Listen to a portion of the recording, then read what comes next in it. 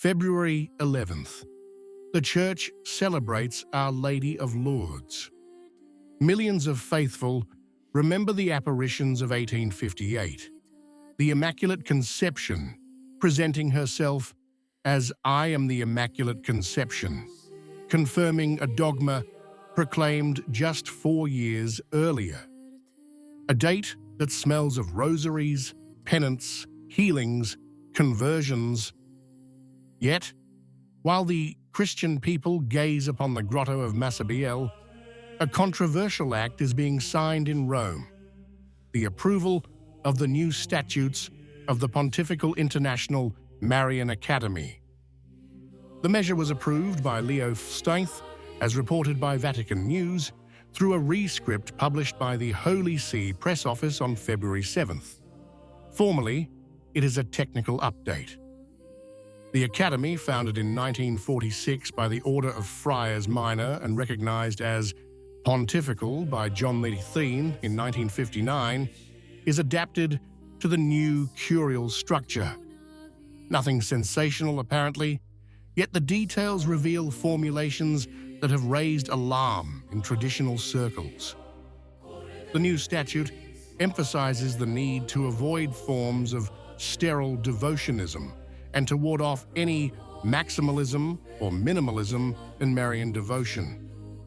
These expressions, read in isolation, may seem balanced. No Catholic advocates superstition or doctrinal excess unrelated to the magisterium. But the question many ask is another: who determines when devotion becomes maximalism? And above all, what does this term actually mean? Catholic tradition, from Ephesus to the dogmas of the Immaculate Conception and the Assumption, has always seen the growth of Marian piety as an organic reflection of doctrinal development. Saint Louis, Marie Grignon de Montfort, Saint Maximilian Kolbe, and Saint Alphonsus, Maria de Liguori clearly maintained that the Virgin cannot be honored too much, as long as a distinction is always made between veneration and adoration, the latter reserved solely for God. Now, when an institutional document calls for vigilance against maximalism, some read a paradigm shift beneath the surface, no longer promoting devotion, but regulating it. The recent context reinforces these fears. Just a few months ago, another document urged caution in using classical Marian titles, like co-redemptrix and mediatrix of all graces, deemed potentially divisive or difficult to understand. This wasn't a formal condemnation, but rather a warning not to insist on expressions that could create obstacles to ecumenical dialogue. Even then, the stated principle was pastoral clarity. However, for many believers, the feeling was that of a retreat from a language that had nourished Catholic piety for centuries. Another element in the new statute raises questions: the explicit inclusion of Mariology in an ecumenical and interreligious context, with the possibility of involving scholars of other Christian denominations, other religions, and even non-believers. The official formulation speaks of cultural dialogue and intellectual encounter, but the question that arises is theological. Can reflection on the Mother of God be structurally oriented even by those who do not recognize her divine motherhood or her role in the history of salvation? It is known that one of the main obstacles in the dialogue with Protestantism concerns the figure of Mary. If the Marian Academy assumes a configuration that includes non-Catholic scholars, the risk perceived by some is that of a progressive redefinition of Marian language based on the sensibilities of others. This is not a formal accusation, but a legitimate question. Can ecumenism become a regulating criterion of doctrine?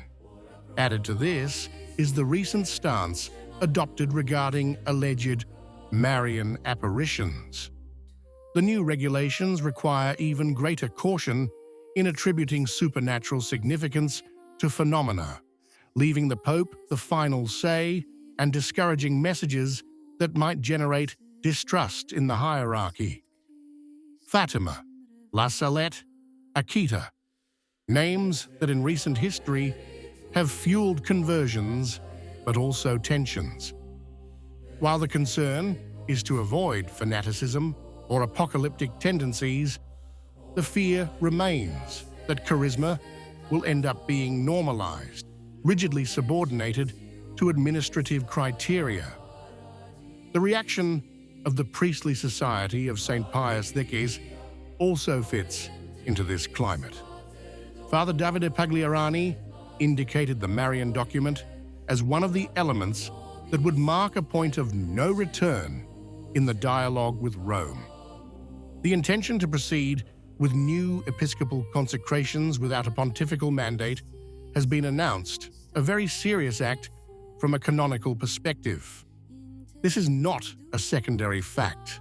When Mariology becomes the cause of ecclesial rupture, it means that the issue touches the heart of Catholic identity. At the same time, the Marian debate is intertwined with that of the sacraments.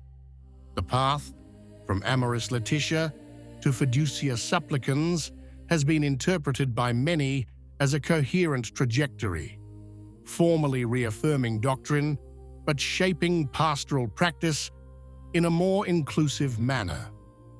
The underlying issue is broader. When doctrine is reaffirmed in the texts, but practice appears flexible, confusion arises. And confusion, in matters of faith and morals, is never neutral. Marriage, according to the constant tradition reaffirmed by Pius V in Casti Connubii and by Paul VI in Humanae Vitae, has as its primary purpose the procreation and education of offspring in the faith. After the Second Vatican Council, the emphasis on the mutual good of spouses took on greater centrality. Theological debate is legitimate, but when it comes to attempts at celebrations that are impossible by nature, we enter a territory that directly questions ecclesiastical authority. Some observers speak of an Anglicization of the Church, a communion in which practices and even some doctrinal interpretations vary from country to country, with a pope reduced primarily to a symbol of unity. It is a controversial thesis, certainly, but it finds nourishment in the perception of divergences between episcopates on crucial issues.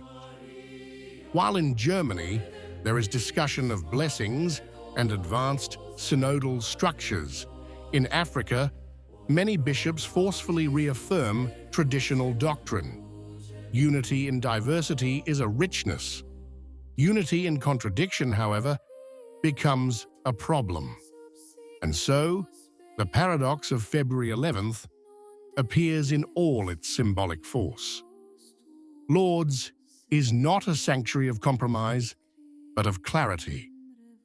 The Virgin does not present herself as a dialogue or a cultural encounter, but as the Immaculate Conception, confirming a disputed truth. Marian devotion throughout history has been a driving force of evangelization, not an obstacle. From the Rosary of Lepanto to Guadalupe, all the way to Fatima, Mary has been invoked as a help against heresies and crises. Are we facing a subtle attack on Marian faith or a legitimate institutional update? Both interpretations remain open. The crisis, if it exists, doesn't stem from a single document, but from a combination of signals. When you touch Mary, you touch a raw nerve in Catholicism. And on the day the Church sings Ave, Ave, Ave Maria for Lourdes, the question remains, is devotion being purified or contained? Is doctrine being protected or made negotiable? And perhaps it is precisely there, more than in the documents, that the future of Catholic Mariology will be measured. What do you think? If you liked the video, comment, Amen. God bless you.